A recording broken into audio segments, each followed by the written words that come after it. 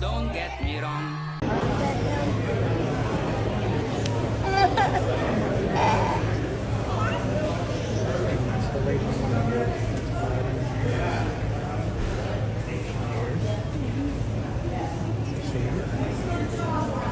I hate this place. There he is.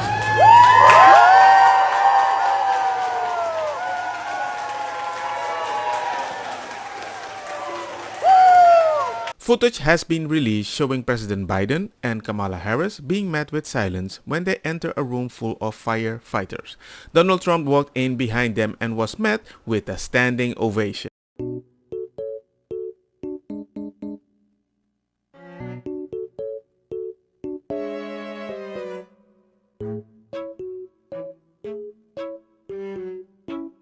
Lindsay Davis, Robin Roberts is right. It's a sorority thing. I don't understand it all. So you have to explain it to everybody. Sure. You're a sorority sister of Kamala Harris. Right. Well, you know, pearls are a symbol of Alpha Kappa Alpha Sorority Incorporated, which she pledged while she was at Howard University. And the strand of pearls is symbolic of the unity and the sisterhood. Okay. But on this day, there's actually a Facebook page of women who say wear pearls on January 20th, 2021. And hundreds of thousands of women are apparently wearing pearls in support of her. Now it makes sense because the boss of ABC was a sorority sister with Kamala Harris back in the day.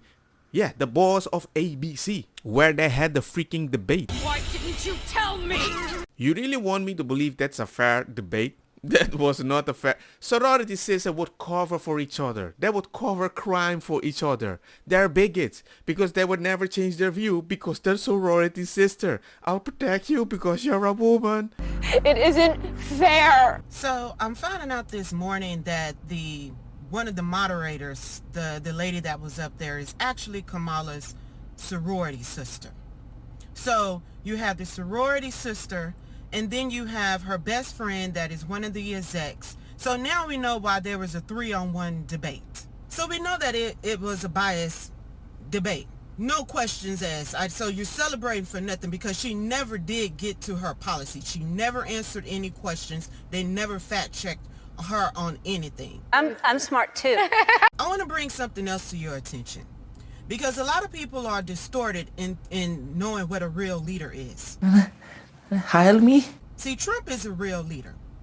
A real leader is not perfect by any means. For my Christians out there, you know David in the Bible wasn't perfect. You know Paul wasn't perfect. Noah wasn't perfect. Solomon wasn't perfect. Abraham wasn't perfect. I mean, the list goes on and on and on. King Cyrus. None of those leaders were perfect, but nonetheless, they were leaders. See, a leader shows up. They don't hide from the people. She's saying that she's a part of the people. Then where were you for 3.5 years? You didn't show up. No, you're right. You didn't show up for the families that was in Afghanistan. You didn't show up. All you did was hid behind the keyboard all weekend. I think we should have that conversation. And talk about the real leader that showed up. You didn't show up to the border. Trump went to the border, even though he wasn't president. He showed up to the border. I might. And for all you black people out there, she didn't even show up to the NABJ. Trump showed up to the NABJ. My nigga. You know, so the only leader that's perfect was Jesus Christ. But even back then, in his day, they would have called him an imperfect leader because he didn't concede to their itching of ears and what they wanted to do. He wasn't all about optics. All he was about his father's business, standing on the truth. That's what Jesus was about. He's the only perfect leader. But you know, Satan, they manipulate you with flattery. You had the best Kamala laugh ever. Oh my God, she has the best laugh. Joy. We love joy. We're all about joy. And that's what we need during this time. It's time to rise up and speak out against the evil of the atrocities of this party, the manipulation, the gaslighting. It has to stop. And black people, y'all are sitting up here and y'all supporting this stuff. And this woman said that she wasn't doing nothing for black folks. She was locking up black men in jail left and right. And y'all still want to back her. She put over 1,500 people in jail for marijuana violations and then laughed about it when she was asked if she ever smoked marijuana. She blocked evidence. She blocked evidence that would have freed an innocent man from death row until the courts forced her to do so. She kept people in prison beyond their sentences to use them as cheap labor for the state of California. And she fought to keep cash bail system in place that impacts poor people in the worst kind of way. Come on now, dog. Come on, man. So she's saying that it's time for a change? She is completely right. I 100% agree. It's time for a change, and it's time to get your administration, fire her administration, and move in Trump into the White House. That's racist. But let's ask a robot, how good did Trump perform? Hi everyone, so we've all been talking about the debate yesterday and the perceived bias that the moderators had against Trump. I decided to take the transcript of the entire debate and put it into ChatGPT and see whether ChatGPT detected any bias. And the analysis that I got was pretty shocking. So take a look. Now this is going to be a little long, so bear with me. In the transcript you provided, there are some points where bias could potentially be inferred, though it is important to note that bias detection can be subjective. Here are a few instances that may suggest bias. 1. Tone in questioning. Example. 1. David Muir's question to Donald Trump regarding January 6th. You told your supporters to march to the Capitol. Is there anything you regret about what you did on that day? Analysis. The phrasing of this question frames Trump's actions in a negative light, suggesting direct responsibility for the Capitol attack. While January 6th is an important event to question Trump on, the repeated framing of Trump as the instigator of the attack might suggest a critical tone. The absence of any comparably critical or pointed questions towards Harris might suggest an imbalance. I knew it! Oh! Example 2. David Muir's follow-up after Trump's defense on January 6th. Muir presses Trump on personal responsibility for the attack, while Trump deflects by placing the blame on Nancy Pelosi and the Washington, D.C. mayor. Muir insists, the question is about you as president, not about former Speaker Pelosi. Analysis. Muir continues to steer the conversation toward Trump's actions, while allowing Harris more leeway to respond to broader topics without similar pressure. The only way she'll be happy is if I'm some Asian stereotype, but that just isn't me. 2. Fact-checking Trump, but not Harris. Example. During the discussion on Springfield, Ohio, David Muir interjects to clarify Trump's claim about immigrants eating pets. We did reach out to the city manager of Springfield. He told us there have been no credible reports of specific claims of pets being harmed, injured, or abused. Analysis. Muir quickly fact-checks Trump's more outlandish claim about Springfield.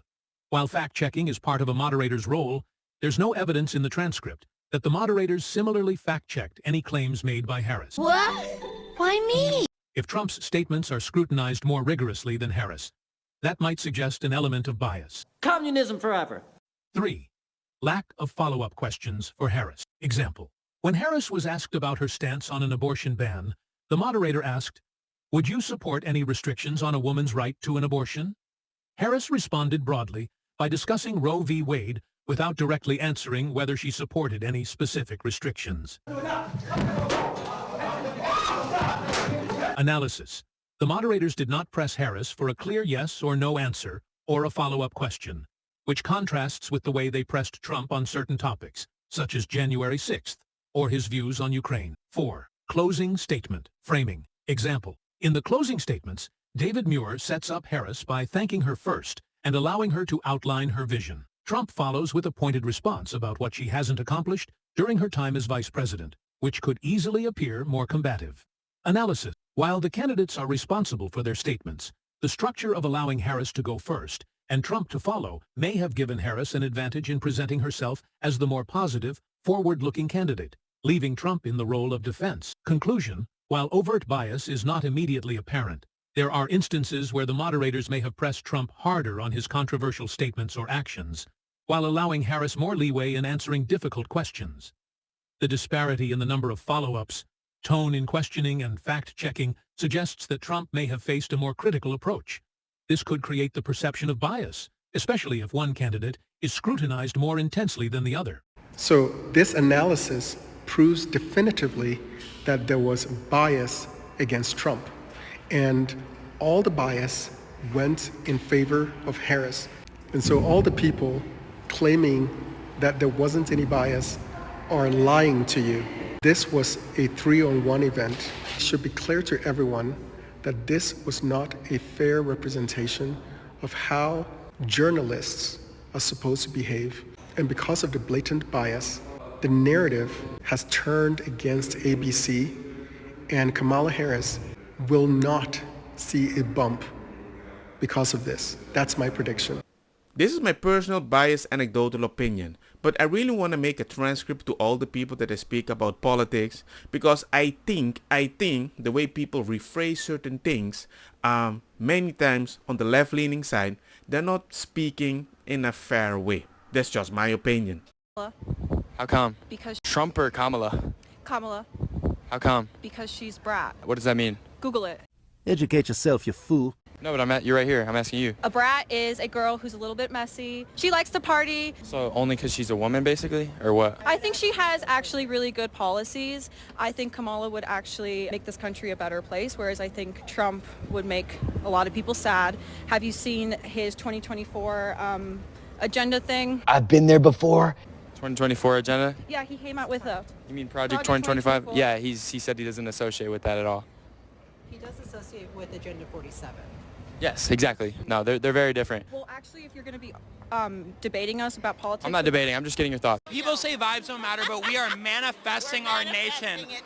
I wonder what ChatGPT would say about this person. It's so simple. Your experiences are not universal. Also to do things, Ellie, that one would think are career-ending. The way he desecrated Arlington National Cemetery would be career-ending for a normal politician. His constant lies. But even this piece about saying, well, my building was the tallest until, they brought down the World Trade Center. Now it's the second tallest. I mean, everything he does is despicable. The reason why it doesn't end his career is because his supporters are just as despicable. So the thing that Kamala said about the Charlottesville... Let's remember Charlottesville, where there was a mob of people carrying tiki torches, spewing anti-Semitic hate.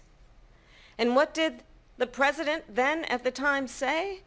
There were fine people on each side. That's not a lie? You also had people that were very fine people on both sides. You had people in that group, excuse me, I saw the same pictures as you did. And you had people, and I'm not talking about the neo-Nazis and the white nationalists, because they should be condemned totally. I literally didn't even hear your question. And all the people that she hid the evidence and nobody knew about it, what about that? She's empathetic? Love you. Oh. And all the illegal / undocumented people that have come over, done some horrible things to certain ladies, and they didn't exist anymore right now. What about those, Kamala? I wish that my son, Aiden Clark, was killed by a 60-year-old white man. My condolences to this person, but I just think the way he's handling it is not the right way. I bet you never thought anyone would ever say something so blunt. But if that guy killed my 11-year-old son, the incessant group of hate-spewing people would leave us alone. The last thing that we need is to have the worst day of our lives violently and constantly shoved in our faces. But even that's not good enough for them. They take it one step further. They make it seem as though our wonderful Aiden appreciates your hate, that we should follow their hate. And look what you've done to us. We have to get up here and beg them to stop.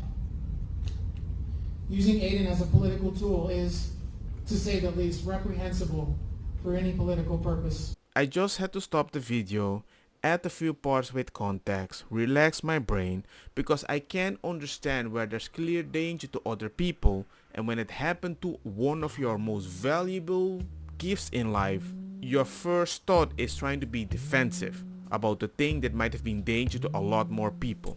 Don't get me wrong, makosa kita bong. Put the fire na mi blonde kush hash purple skunk criollo colombici jam jam. Durlo que ta verdetta welcome.